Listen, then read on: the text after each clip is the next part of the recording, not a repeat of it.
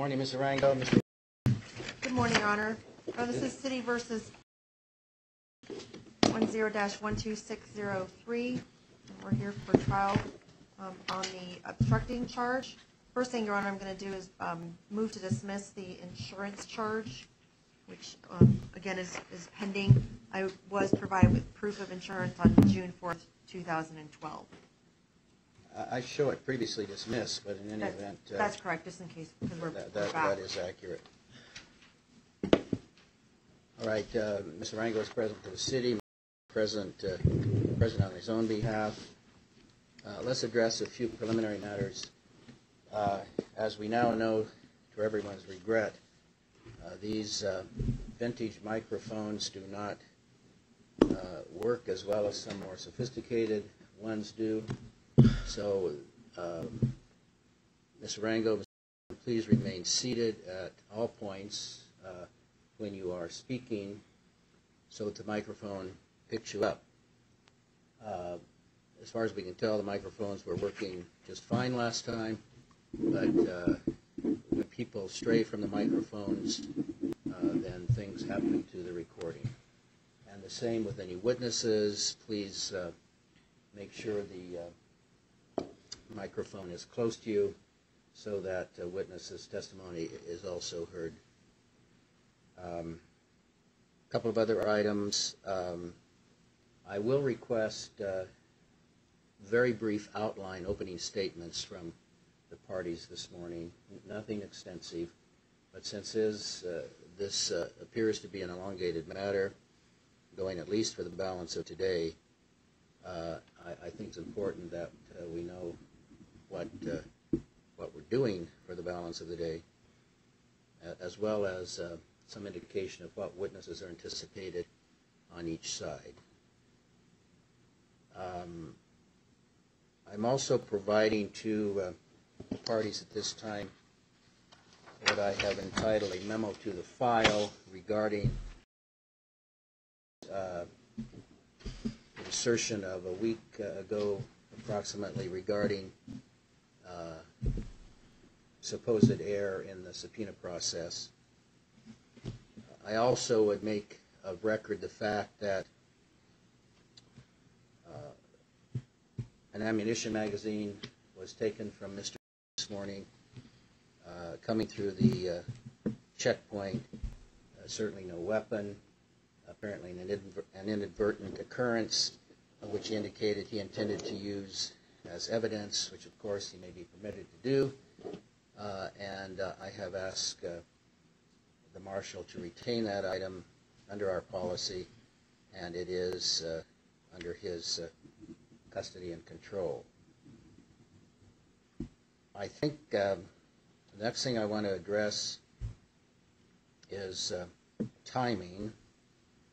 We obviously have a number of witnesses subpoenaed by both sides, as I understand it. And so, Mr. Arango, I'll let you go first, since the city will proceed first, of course. I would hope there is not a necessity of keeping all these witnesses here all the time. And certainly I would think insurance witnesses would not need to initially be present. These are busy people. These are people on duty. And so to the extent possible, even though it may cause a few minutes delay here and there, even though a witness or two may have to be taken out of order, if the parties can accommodate that, then I think we need to accommodate people's time rather than keeping somebody here from this point forward who may not testify till 4 o'clock this afternoon, if at all. Mr. Arango, do you have any good thoughts about that?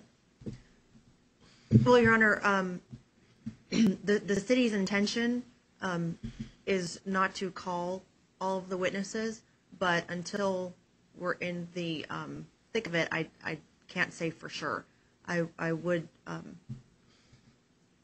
at this point I can't release any witnesses, certainly any of my witnesses, but I do hope as the morning progresses to see how that's going to go. Well, it's your discretion, obviously, as well as Mr.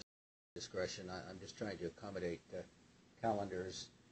I wasn't talking about actually releasing or dismissing any witnesses. I'm just talking about managing some time. But I don't have any information that would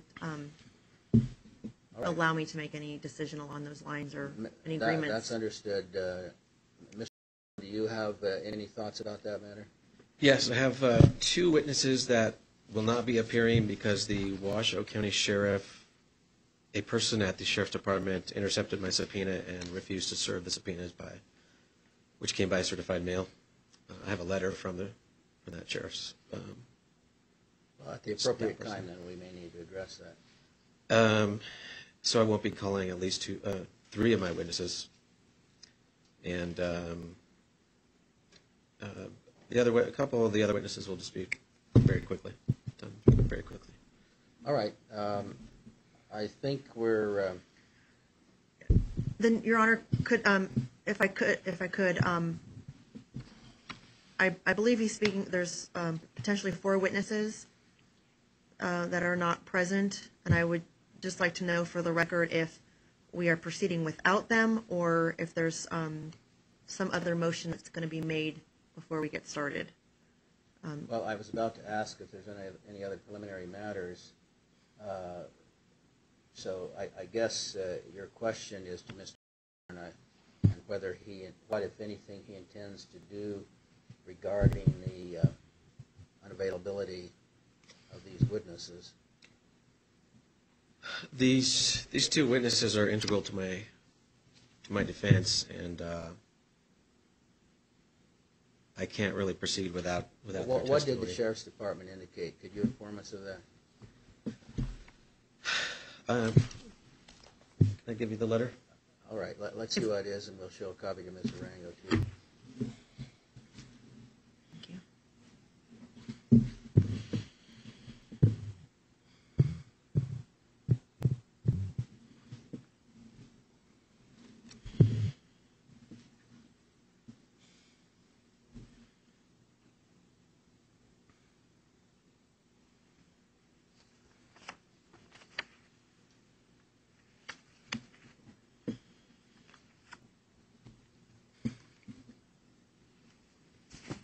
And then if you can give that back to him.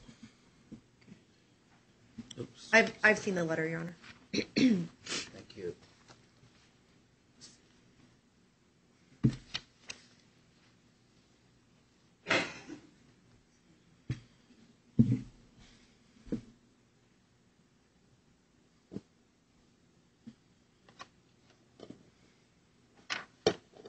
All right. You wish to make further comment? No, I don't. I consider the opinion of the author of this letter to be legally unsound. Misdemeanor subpoenas can be served by registered mail. And furthermore, we are not operating under the Nevada Rules of Civil Procedure, which is a further error in the letter. The court will attempt to contact, in fact, I'm going to ask the marshal to do it right now, if you could, either have the Angela do this if you wish, call this person and tell them the subpoenaed parties are expected to appear.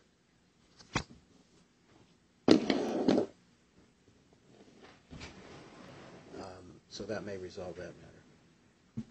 Your Honor, there was one other witness he had mentioned. Was there another witness? 3 from the Sheriff's Department, was it? Or? No, it was just those two that he refused to serve the subpoenas from. Okay, so I have another witness that I did not subpoena. I will not be calling, Justin Golden. so the only 2 witnesses that should have been here are 2 from the Sheriff's Department. Is that right?